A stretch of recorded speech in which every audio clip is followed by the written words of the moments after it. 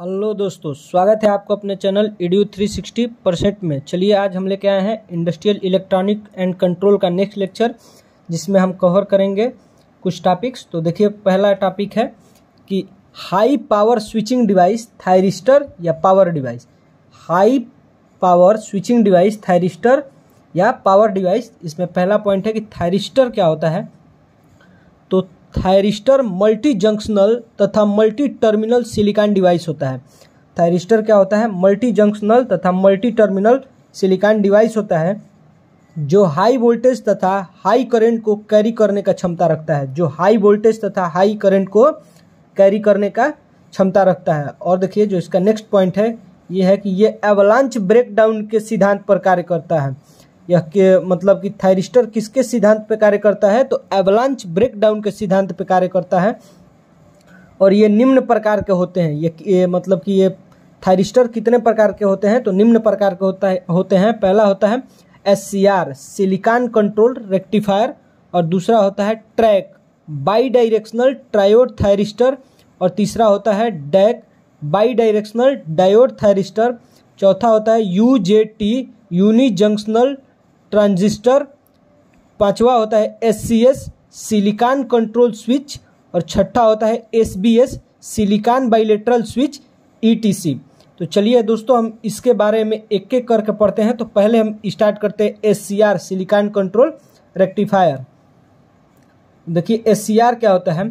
SCR silicon control rectifier. SCR का full form होता है सिलिकॉन कंट्रोल रेक्टिफायर, और यह हाई पावर थायरिस्टर का मेंबर होता है। यह हाई पावर थायरिस्टर का मेंबर होता है। चलिए इसके बारे में कुछ और इम्पोर्टेंट पॉइंट्स देखते हैं।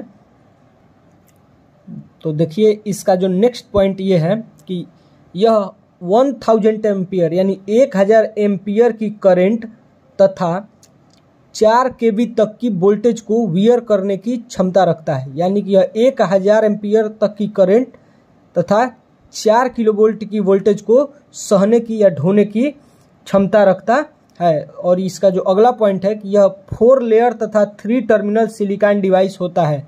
और इसके पास कितने लेयर से बना होता है? ये 4 लेयर से। और इसके पास टर्मिनल कितने होते हैं?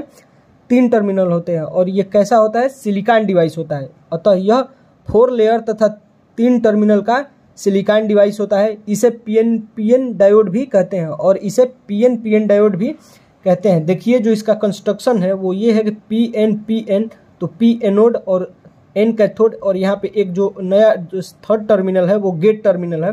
और इसका सिंबल ये होता है, और इसका सिंबल ये होता है। और इसका जो कंस्ट्रक्शन होता है कि एक PNP और एक NPN को जब इस पे ओवरलैप कराते हैं तो ये इक्विवेलेंट सर्किट ये इसका दिखाया गया है ट्रांजिस्टर थायरिस्टर का। तो ट्रांजिस्टर का फॉर्म में, यानी 2 ट्रांजिस्टर को जोड़ के एक थायरिस्टर बनाया जा रहा है, उसी का इक्विवेलेंट सर्किट है। और चलिए इसका वर्किंग देखते हैं कैसे होता है। देखिए, तो इसका वर्किंग देखते हैं। तो वर्किंग ऑफ SCR यानी कि SCR की कार्य सिद्धांत। SCR की सर्किट मैकेनिज्म को जानने के लिए, SCR की सर्किट मैकेनिज्म को जानने के लिए उसके वर्किंग प्रिंसिपल को निम्न बिंदुओं के आधार पर समझा जा सकता है। उसके वर्किंग प्रिंसिपल को निम्न बिंदुओं के आधार पर समझा जा सकता है, जो कैसे है कि विदाउट गेट कंट्रोल ऑपरेशन। पहला है विदाउट गेट कंट्रोल ऑपरेशन। तो देखिए, इसमें क्या होता है कि जब SCR के गेट को ओपन रखकर उसमें उसके एनोड को पॉजिटिव तथा कैथोड को निगेटिव किया जाता है। यानी कि SCR के कैथोड को पे हम कोई भी पल्स नहीं देते हैं, उसको ओपन छोड़ देते हैं। और उस SCR के एनोड को, यानी कि जो P टाइप पे टर्मिनल है उसको पॉजिटिव, और जो N टाइप पे टर्मिनल है यानी जो कैथोड है उसको निगेटिव किया जाता है। तो यह फॉरवर्ड बेस में होता है। तो यह किस बेस में होता है? फॉरवर्ड बेस में होता है। और पीछे आपको हम फिगर दिखाए हैं कंस्ट्रक्शन, उसमें आप देख लीजिएगा। तो यह किस बेस में होता है? फॉरवर्ड बेस में होता है। फिर भी इसमें कंडक्शन नहीं होता है, क्योंकि इसमें तीनों जंक्शन J1 J2 J3 में J1 J3 फॉरवर्ड बेस में होते हैं, जबकि J2 रिवर्स बेस में होता है। इनके तीनों जंक्शन में J1 J2 किस बेस में होते हैं? J1 J3 किस बेस में होते हैं? फॉरवर्ड बेस में, जबकि J2 किस बेस में होता है, रिवर्स बेस में होता है। चलिए देख लेते हैं एक बार फिर डायग्राम से। देखिए जो इसका डायग्राम है पीएन जंक्शन का, ये जंक्शन J1 है। ये कौन सा जंक्शन है, J1। तो देखिए यहाँ पे पॉजिटिव से निगेटिव की तरफ आ रहा है, तो हम जंक्शन में पॉजिटिव से निगेटिव की तरफ आता है तो ये फॉरवर्ड बेस में होता है। लेकिन ये जंक्शन J2 है, यहाँ पे निगेटिव से पॉजिटिव की तरफ आता है, यानी कि यह रिवर्स बेस में है, यानी जंक्शन J2 रिवर्स बेस में है। और यहाँ पे जो जंक्शन J3 है वहाँ पे पॉजिटिव से निगेटिव की तरफ आ रही है, यानी कि यह फॉरवर्ड बेस में है। तो इसमें पहला जंक्शन और तीसरा जंक्शन फॉरवर्ड बेस में है, जबकि दूसरा जंक्शन रिवर्स बेस में है। चलिए आगे और पॉइंट देखते हैं इसके बारे में कि जैसे जैसे ACR के क्रॉस वोल्टेज को बढ़ाया जाता है। अब देखिए ACR क्या कर रहा है, कंडक्शन नहीं कर रहा है। ACR कंडक्शन क्यों नहीं कर रहा है, क्योंकि इसका J2 जंक्शन है वो अभी भी रिवर्स बेस में है। तो इसको कंडक्शन कराने के लिए इसके क्रॉस हम वोल्टेज को बढ़ा रहे हैं। तो जैसे जैसे ACR के क्रॉस वोल्टेज को बढ़ाया जाता है, एक फिक्स वोल्टेज पर उसके J2 जंक्शन पर एवलांच ब्रेकडाउन हो जाता है। तो एक फिक्स वोल्टेज पर क्या होता है, उसके J2 एक ऐसा वोल्टेज आएगा जब उसके J2 जंक्शन पे एवलांच ब्रेकडाउन हो जाएगा। और एवलांच ब्रेकडाउन क्या होता है हम आपको पहले वीडियो में बता चुके हैं। एवलांच ब्रेकडाउन हो जाता है, ब्रेकडाउन होने के बाद इसमें तेज़ी से करंट फ्लो होने लगती है, और ब्रेकडाउन होने के बाद क्या होता है, इसमें तेज़ी से करंट फ्लो होने लगती है और यह ऑन हो जाता है। और क्या होता है, यह ऑन हो जाता है। अब देखिए जो नेक्स्ट पॉइंट है कि जब ACR कंडक्शन करने लगता है, और जब ACR कंडक्शन करने लगता है तो इसके अक्रॉस वोल्टेज कम हो जाता है। तो इसके अक्रॉस वोल्टेज क्या होता है, कम हो जाता है। और जब ACR कंडक्शन यानी करने लगता है, यानी ACR में जब करंट फ्लो होने लगती है तो इसके अक्रॉस वोल्टेज क्या होता है, कम हो जाता है, और करंट तेज़ी से फ्लो होने लगती है। और करंट तेज़ी से फ्लो होने लगती है, इसमें फ्लो होने वाली करंट को सप्लाई वोल्टेज को कम करके घटाया नहीं जा सकता है। और जो अब इसमें करंट फ्लो हो रही है उसको सप्लाई वोल्टेज को कम करके घटाया नहीं जा सकता है। चलिए दोस्तों आगे देखते हैं। देखिए इसका सर्किट है कि जब हम एनोड को पॉजिटिव से और कैथोड को निगेटिव से जोड़ दिए हैं, और जबकि गेट को क्या किए हैं, ओपन छोड़ दिए हैं। चलिए अब जो नेक्स्ट है इसका पॉइंट वो देखते हैं कि विथ गेट कंट्रोल ऑपरेशन, यानी गेट कंट्रोल ऑपरेशन की सहायता से। तो देखिए कि जब फॉरवर्ड बेस ACR में गेट को कैथोड के सापेक्ष, यानी कि जब फॉरवर्ड बेस ACR में गेट को कैथोड के सापेक्ष, यानी कैथोड निगेटिव है तो गेट को कैथोड के सापेक्ष क्या किया जाता है, पॉजिटिव वोल्टेज दिया जाता है। गेट को कैथोड के सापेक्ष पॉजिटिव वोल्टेज दिया जाता है। तो इसमें गेट से कैथोड की तरह गेट करंट फ्लो होती है। तो इसमें क्या होगा, जब यहाँ पे पॉजिटिव पल्स दे देंगे, इस देखिए कैथोड के रिस्पेक्ट में इसको पॉजिटिव से कनेक्ट कर देंगे, तो इसमें एक करंट कैथोड से लेके गेट से लेके और कैथोड की तरह एक गेट करंट फ्लो होती है। इसके गेट से कैथोड की तरह गेट करंट फ्लो होती है। गेट करंट के कारण इसमें जल्दी ही ब्रेक डाउन हो जाता है, और गेट करंट के कारण क्या होता है, इसमें जल्दी ही ब्रेक डाउन हो जाता है। इसे गेट करंट की सहायता से आवश्यक लो वोल्टेज पर ऑन किया जाता है, और इस गेट करंट की सहायता से ये आवश्यक लो वोल्टेज पर ऑन किया जा सकता है। यानी गेट करंट जब इसमें फ्लो होती है तो इसको लो वोल्टेज पर भी ऑन किया जा सकता है। अर्थात दूसरे शब्दों में हम इसके कहें तो क्या कह सकते हैं कि ACR को कम वोल्टेज पर ही टर्न ऑन करने के लिए गेट का प्रयोग किया जाता है। ACR को कम वोल्टेज पर टर्न ऑन करने के लिए किसका प्रयोग किया जाता है, गेट का प्रयोग किया जाता है। और चलिए इसका सर्किट डायग्राम देख लेते हैं।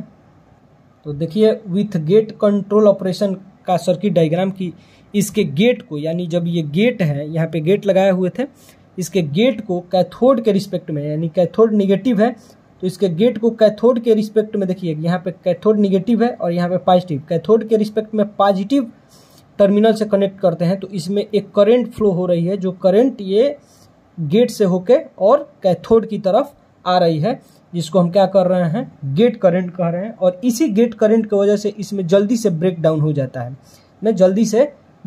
जाता है, और ये क्या होता है, कंडक्शन करना स्टार्ट कर देता है।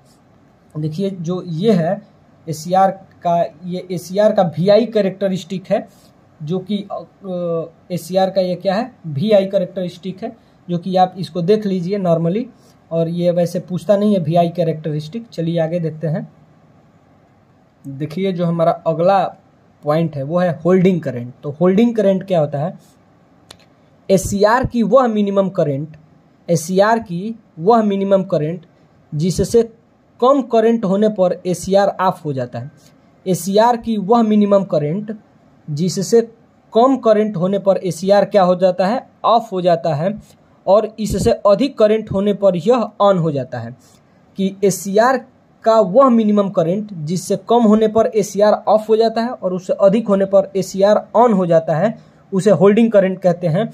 और जब क्या होता है, होल्डिंग करंट से जब सर्किट की करंट होल्डिंग करंट से कम होगी तो ये ऑफ हो जाएगा, और सर्किट की करंट होल्डिंग करंट से अधिक होगी तो ये ऑन हो जाएगा। और देखिए इसमें ये जो एक नोट में पॉइंट है कि जब ACR कंडक्शन करने लगता है तो इसमें बहुत अधिक मात्रा में करंट फ्लो होने लगती है, और जब ACR कंडक्शन करने लगता है तो क्या होता है, इसमें बहुत ही अधिक मात्रा में करंट फ्लो होने लगती है, इसलिए इसे ACR का ऑन होना या फायरिंग ऑफ ACR कहते हैं। इसलिए इसे हम ACR का ऑन होना या फायरिंग ऑफ ACR कहते हैं। एप्लीकेशन ऑफ ACR यानी ACR का किस किस जगह पे प्रयोग किया जाता है, तो हम जानते हैं कि ACR एक हाई पावर थायरिस्टर होता है। हम जानते हैं कि ACR एक हाई पावर थायरिस्टर होता है जो निम्न कार्यों में प्रयुक्त होता है, जो निम्न कार्यों में प्रयुक्त होता है। और कौन कौन से कार्यों में इसका यूज होता है, देखिए as a power converter, power converter के रूप में भी ACR का प्रयोग होता है, हम आगे पढ़ेंगे इसको। एज ए पावर इन्वर्टर, और पावर इन्वर्टर में भी ACR का प्रयोग होता है, इसको भी हमें पढ़ना है। As a cycloconverter, cycloconverter के रूप में भी ACR का प्रयोग होता है। एज ए चॉपर, चॉपर के रूप में भी ACR का प्रयोग होता है। As a static switch, static switch के भी रूप में ACR का प्रयोग होता है। As a industrial control, industrial control में भी ACR का प्रयोग होता है। इत्यादि कई जगह है जहाँ पे ACR का प्रयोग किया जाता है। चलिए दोस्तों, जो हम अगला टॉपिक पढ़ेंगे वो है हमारा ट्रैक। तो चलिए बिना देर किए उसको स्टार्ट करते हैं। देखिए तो ये है ट्रैक। तो ट्रैक के कुछ पॉइंट के बारे में जान जाते हैं कि यह 5 लेयर 3 टर्मिनल सिलिकॉन डिवाइस होता है। ट्रैक में 5 लेयर से मिलकर बना होता है और इसमें 3 टर्मिनल होते हैं। और ये कौन सा डिवाइस होता है, सिलिकॉन डिवाइस होता है। तो यह 5 लेयर 3 टर्मिनल सिलिकॉन डिवाइस होता है जिसकी पावर रेटिंग ACR से कम होती है। और ट्रैक की पावर रेटिंग क्या होती है, ACR से कम होती है। यह बाई डायरेक्शनल डिवाइस की तरह से कार्य करता है, और यह बाई डायरेक्शनल डिवाइस की तरह से कार्य करता है। और हम ट्रैक का फुल फॉर्म भी आपको पीछे बताए थे, क्या होता है, बाई डायरेक्शनल ट्रायोड थायरिस्टर। चलिए जो इसका ये कंस्ट्रक्शन और सिंबल है और इक्विवेलेंट सर्किट है, इसको देख लेते हैं। ये PNPN है, और यहाँ पे एक N टाइप है और यहाँ पे एक N टाइप है, यानी कि इसमें कुल 5 लेयर हुए। 3 लेयर ये, और ये मिला के 1 लेयर, और ये मिला के 1 लेयर, यानी कि 5 लेयर। और इसका जो सिंबल होता है ट्रैक का वो ऐसे होता है। इसका यहाँ पे ये T1 हो जाता है, यहाँ पे ये T2 हो जाता है टर्मिनल, और यहाँ पे ये गेट हो जाता है, गेट टर्मिनल। और देखिए इसका जब NPNPN को PNPN से फ्यूज करा दिया जाता है, ऐसे मतलब ऐसे कनेक्ट किया जाता है, तो ये एक क्या बनता है, ट्रैक बनता है। वो कौन सा होता है, देखिए कौन सा होता है, NPNPN, यानी इसमें 5 लेयर होता है। और चलिए इसकी वर्किंग प्रिंसिपल को देखते हैं कि यह सिमेट्रिकल कंस्ट्रक्शन होने के कारण, यानी कि इसमें सिमेट्रिकल कंस्ट्रक्शन होने के कारण, ट्रैक में सिमेट्रिकल कंस्ट्रक्शन होने के कारण इसके मेन टर्मिनल T1 को, अभी आपको ऊपर बताया है कि मेन टर्मिनल T1 को पॉजिटिव तथा टर्मिनल T2 को निगेटिव वोल्टेज दिया जाता है। यानी कि इसके मेन टर्मिनल T1 को पॉजिटिव से कनेक्ट कर देते हैं और T2 को निगेटिव टर्मिनल से कनेक्ट कर देते हैं।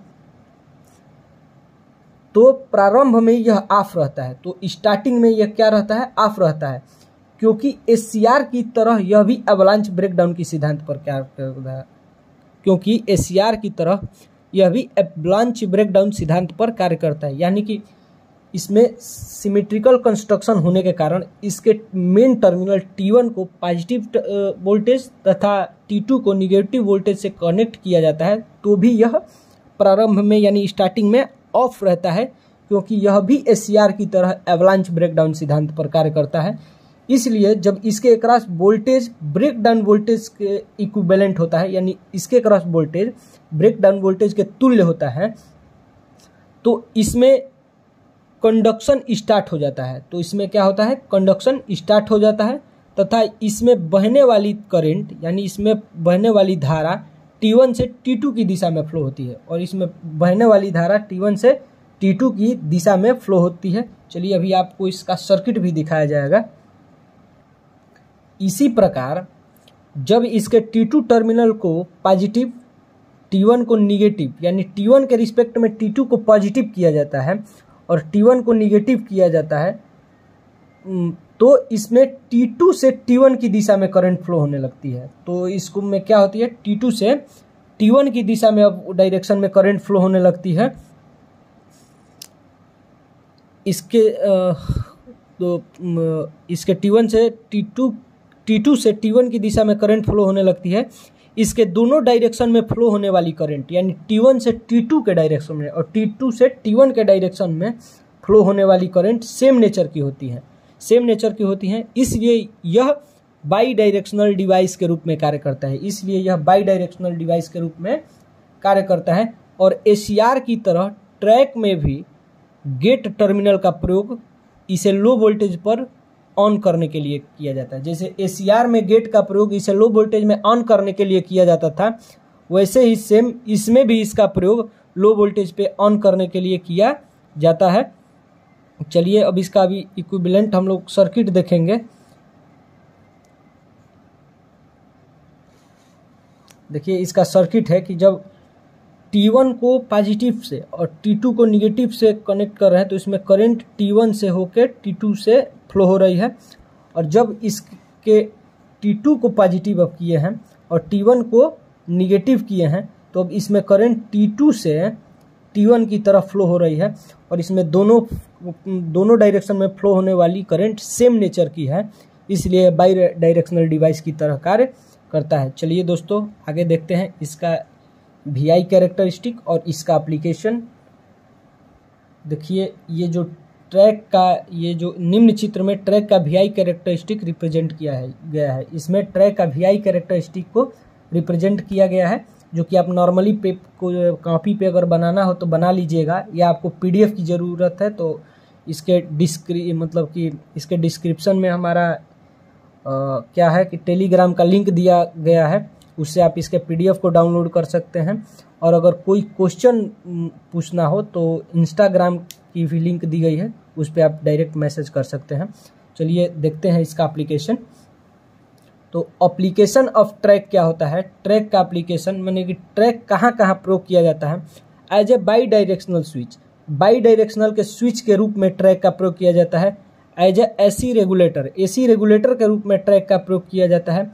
As an AC chopper, AC chopper के रूप में ट्रैक का प्रयोग किया जाता है। एज ए साइक्लो कन्वर्टर, और साइक्लो कन्वर्टर के रूप में भी ट्रैक का प्रयोग किया जाता है, और साइक्लो कन्वर्टर के रूप में SCR का भी प्रयोग किया जाता है। Illuminating control circuit, illuminating control circuit में भी ट्रैक का प्रयोग किया जाता है, और टेम्परेचर कंट्रोल सर्किट में भी ट्रैक का प्रयोग किया जाता है। In industrial control, industrial control में भी ट्रैक का प्रयोग किया जाता है। इलेक्ट्रिक मोटर की स्पीड कंट्रोल में, इलेक्ट्रिक मोटर की स्पीड कंट्रोल में भी ट्रैक का क्या किया जाता है, यूज किया जाता है। और रेडियो इंटरफेरेंस को न्यूनतम करने में, यानी रेडियो इंटरफेरेंस को न्यूनतम करने में भी इसका क्या किया जाता है, ट्रैक का प्रयोग किया जाता है। चलिए दोस्तों आगे देखते हैं टॉपिक, जो कि होगा हमारा डैक। देखिए जो नेक्स्ट टॉपिक है हमारा इस वीडियो का, वो है डैक। तो डैक क्या होता है इसके बारे में हम समझ लेते हैं। ये लो पावर थायरिस्टर का मेंबर होता है। डैक क्या होता है, यह लो पावर थायरिस्टर का मेंबर होता है। यह भी ट्रैक की तरह बाई डायरेक्शनल डिवाइस होता है, और यह भी ट्रैक की तरह बाई डायरेक्शनल डिवाइस होता है। यह 3 लेयर तथा 2 टर्मिनल वाला सेमीकंडक्टर डिवाइस होता है। ट्रैक क्या था, 5 लेयर और 3 टर्मिनल वाला सेमीकंडक्टर डिवाइस था, लेकिन यह 3 लेयर तथा 2 टर्मिनल वाला सेमीकंडक्टर डिवाइस है जो बाई डायरेक्शनल स्टैटिक स्विच के रूप में कार्य करता है, देखिए इसका जो कंस्ट्रक्शन है और इसका जो सिंबल है वो ये है कि इसका कंस्ट्रक्शन कुछ इस प्रकार है, PNP, और ये होता है इसका सिंबल। यहाँ पे 2 टर्मिनल लगे हुए हैं और इस पे यहाँ पे गेट टर्मिनल नहीं लगा हुआ है। गेट टर्मिनल हमारा ट्रैक में लगा हुआ था और SCR में लगा हुआ था, लेकिन इसमें गेट टर्मिनल नहीं लगा हुआ है। और ये PN और इसका जनरली सिंबल ऐसे भी हम लोग रिप्रेजेंट करते हैं। तो देखिए इसके बारे में और पॉइंट कुछ देख लेते हैं कि डैक PNP ट्रांजिस्टर से भिन्न होता है। डैक क्या होता है? चूँकि ये देखिए ये भी एक PNP ट्रांजिस्टर ही है, लेकिन ये डैक है, तो इसको डैक क्यों कहेंगे? PNP ट्रांजिस्टर ही क्यों नहीं कह देंगे? तो देखिए डैक PNP ट्रांजिस्टर से भिन्न होता है, यानी डिफरेंट होता है। क्यों? क्योंकि इसके तीनों रीजन की डोपिंग और विड्थ समान होती है। इसके तीनों रीजन की डोपिंग और चौड़ाई क्या होती है? समान होती है, जबकि ट्रांजिस्टर में अलग अलग होती है। जबकि ट्रांजिस्टर के तीनों लेयर की डोपिंग और तीनों लेयर की विड्थ क्या होती है? एक समान नहीं होती है। और चलिए इसके वर्किंग प्रिंसिपल को देख लेते हैं। देखिए इसका वर्किंग कैसे करता है कि जब डैक के T1 टर्मिनल को T2 के रिस्पेक्ट में पॉजिटिव किया जाता है, यानी कहने का मतलब ये है कि जब डैक के T1 को पॉजिटिव और T2 को निगेटिव किया जाता है तो इसमें T1 से T2 की डायरेक्शन में करंट फ्लो होती है। तो इसमें T1 से T2 की डायरेक्शन में करंट फ्लो होती है। और T1 से T2 के डायरेक्शन में करंट क्यों फ्लो होती है ये भी आप देख लीजिए कि T1 जो है वो P टाइप है और T2 जो है वो N टाइप है। तो जब N टाइप में हम जानते हैं कि इलेक्ट्रॉन की संख्या अधिक होती है और वो उससे कौन जुड़ा हुआ है? Terminal T2। तो इलेक्ट्रॉन का फ्लो कहाँ से कहाँ होगा? N से P के तरफ, यानी T2 से T1 के तरफ। लेकिन जिस डायरेक्शन में इलेक्ट्रॉन फ्लो होता है ठीक उसके अपोजिट डायरेक्शन में क्या फ्लो होती है? करंट फ्लो होती है। तो इलेक्ट्रॉन T2 से T1 के डायरेक्शन में फ्लो हो रहा है, इसलिए करंट T1 से T2 के डायरेक्शन में फ्लो हो रही है। और इसी प्रकार जब T2 टर्मिनल को T1 के रिस्पेक्ट में पॉजिटिव किया जाता है, और इसी प्रकार कहने का मतलब इसका ये है कि जब T1 को निगेटिव और T2 टर्मिनल को पॉजिटिव किया जाता है तो इसमें T2 से T1 के डायरेक्शन की तरफ करंट फ्लो होती है और इसमें T2 से T1 के डायरेक्शन में करंट फ्लो होती है ठीक अपोजिट, पहले के ठीक अपोजिट। इसके दोनों डायरेक्शन में फ्लो होने वाली करंट सेम नेचर की होती है और इसके दोनों डायरेक्शन में फ्लो होने वाली करंट किस नेचर की होती है? सेम नेचर की होती है। इसलिए डैक जो है बाई डायरेक्शनल डिवाइस के रूप में कार्य करता है। इसलिए डैक क्या करता है? बाई डायरेक्शनल डिवाइस के रूप में कार्य करता है। और इसकी जो सर्किट है देखिए, पहले T1 को पॉजिटिव और T2 को निगेटिव किया गया है, तो इसमें करंट जो है जो इसमें करंट है वो T1 से T2 के तरफ फ्लो होगी। देखिए जो इसमें करंट है पहले T1 से T2 के तरफ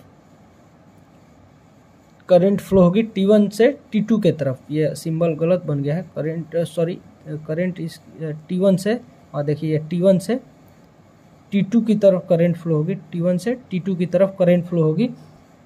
देखिए करंट ये जो T1 से आ रही है वो T2 से फ्लो हो रही है, और जब इसके T1 को निगेटिव और T2 को पॉजिटिव कर दिया जाएगा तो करंट T2 से होते हुए T1 में फ्लो होगी, करंट T2 से होते हुए T1 में फ्लो होगी। और चलिए इसका एप्लीकेशन देखते हैं कि ये कहाँ कहाँ यूज होता है। तो दोस्तों इसके वो एप्लीकेशन से पहले इसका VI कैरेक्टरिस्टिक जो है वो देख लीजिए। इसको ऐसे ही आप बना लीजिएगा, नॉर्मली वैसे ये पेपर में पूछता नहीं है। और इसका एप्लीकेशन क्या होता है कि ये डैक कहाँ कहाँ यूज होता है वो देख लेते हैं। तो इसका एप्लीकेशन है as a bidirectional switch के रूप में, एज ए AC रेगुलेटर के रूप में, इन ट्रिगरिंग ऑफ ACR को ऑन करने के लिए भी डैक का प्रयोग किया जाता है। इन इंडस्ट्रियल कंट्रोल में भी इसका प्रयोग किया जाता है डैक का। और फेज कंट्रोल सर्किट में भी डैक का प्रयोग किया जाता है। चलिए दोस्तों, अब जो हमारा नेक्स्ट पॉइंट है इसका नेक्स्ट हेडिंग है वो है यूजेटी। तो चलिए अब बिना देर किए उसको पढ़ते हैं। देखिए, तो ये है यूजेटी, इसका फुल फॉर्म होता है यूनी जंक्शन ट्रांजिस्टर। इसका फुल फॉर्म होता है यूनी जंक्शन ट्रांजिस्टर। और इसके बारे में देखते हैं कि यह एक 3 terminal 2 layer current control semiconductor device होता है। यानी यह एक 3 टर्मिनल तथा 2 लेयर से बना हुआ करंट कंट्रोल सेमीकंडक्टर डिवाइस होता है, जो वेरिएबल रेजिस्टेंस और सॉटूथ वेव जनरेटर के रूप में कार्य करता है। देखिए, ये वेरिएबल रेजिस्टेंस और सॉटूथ वेव जनरेटर के रूप में कार्य करता है। देखिए, सॉटूथ वेव क्या होती है कि जब ये नॉर्मली जो हमारी एसी वेव जाती है वो ऐसे जाती है, लेकिन जब एसी वेव ऐसे हो जाती है तो इसको हम सॉटूथ वेव कहते हैं। आरी के दांता के समान इसका वेव हो जाता है, तो इसको सॉटूथ वेव के रूप में या वेरिएबल रेजिस्टेंस के रूप में ये कार्य करता है यूजेटी। तो देखिए, इसका कुछ और पॉइंट देखते हैं कि जब एक एन टाइप सिलिकॉन के छोटे से टुकड़े को, जब एक एन टाइप सिलिकॉन के एक छोटे से टुकड़े लिए हैं, एन टाइप सिलिकॉन है उसका छोटा सा टुकड़ा ले लिए हैं, को लगभग सेंटर पार्ट में डिफ्यूजन की प्रोसेस द्वारा, और उसके सेंटर पार्ट में डिफ्यूजन की लगभग सेंटर में, यानी कि पूरा सेंटर में नहीं, लगभग सेंटर में, यानी कि पूरा सेंटर भी हो सकता है, नहीं भी हो सकता है, उसके लगभग सेंटर में डिफ्यूजन की प्रोसेस द्वारा पी टाइप जनरेट किया जाता है। और उसके सेंटर में डिफ्यूजन की प्रोसेस द्वारा क्या जनरेट किया जा रहा है, पी टाइप जनरेट किया जा रहा है, तो यूजेटी प्राप्त होता है। तो क्या बनता है, यूजेटी प्राप्त हो जाता है। देखिए, ये एक छोटा सा क्या है कि एन टाइप सिलिकॉन का छोटा सा टुकड़ा है, उसके एकदम ठीक या उसके लगभग बीच में क्या किया जाता है, डिफ्यूजन के प्रोसेस द्वारा एक पी टाइप जनरेट किया जाता है।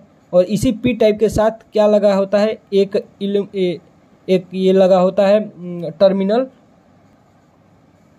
जिसको इमीटर कहते हैं, और इसमें एक B1 लगा होता है, मतलब कि बेस फर्स्ट और एक बेस सेकेंड लगा होता है।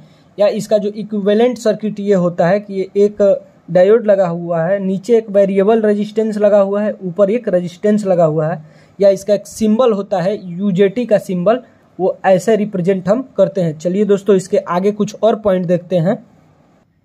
देखिए, इसका वर्किंग जो है वो हम देख लेते हैं कि जब यूजेटी की B2 टर्मिनल को B1 के रिस्पेक्ट में पॉजिटिव वोल्टेज दिया जाता है, यानी कि जब यूजेटी के B2 टर्मिनल को B1 के रिस्पेक्ट में पॉजिटिव वोल्टेज दिया जाता है, यानी B2 को पॉजिटिव वोल्टेज और B1 को निगेटिव वोल्टेज दिया जाता है, तो इसके B1 से B2 के तरफ इलेक्ट्रॉन का फ्लो होने लगता है। तो इसके B1 से B2 के तरफ क्या होता है, इलेक्ट्रॉन का फ्लो होने लगता है, जिसके फलस्वरूप करंट B2 से B1 की तरफ फ्लो होने लगती है, जिसके रिजल्टिंग करंट कहाँ से कहाँ फ्लो होती है, B2 से B1 के तरफ फ्लो होती है।